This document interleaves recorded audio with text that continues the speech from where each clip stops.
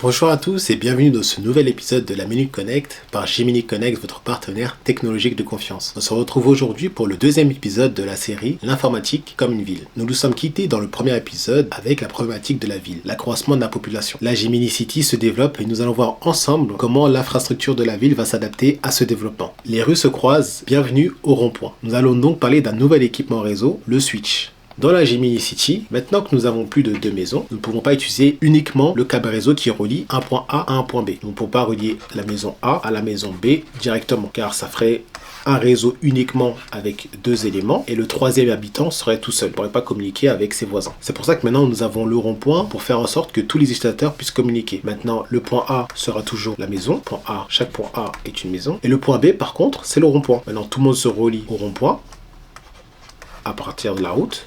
Et maintenant que tout le monde est relié au rond-point grâce au point B, en empruntant le switch, chacun peut communiquer avec ses voisins.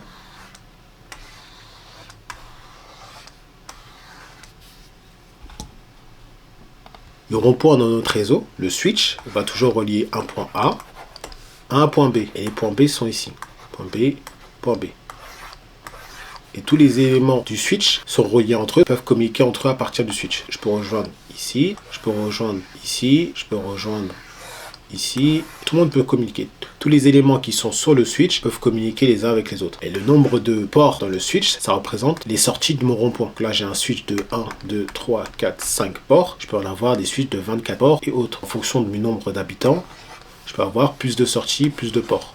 Il faut donc voir le switch comme une multiprise. Une multiprise, voilà, qui me permet d'avoir plus de possibilités d'accueillir plus de personnes. Ça, c'est vraiment le switch de niveau 1. Il y a trois niveaux de switch. Là, le switch de niveau 1, c'est la multiprise. Juste le fait de pouvoir brancher plusieurs personnes, plus de 2 personnes dans le même réseau. Ensuite, dans le prochain épisode, on va voir le switch de niveau 2. Et on expliquera aussi le switch de niveau 3, qui ont plus d'options que simplement la multiprise. Merci d'avoir suivi cet épisode de la Minute Connect et je vous invite à voir le prochain épisode sur l'explication du switch du niveau 2 et du niveau 3.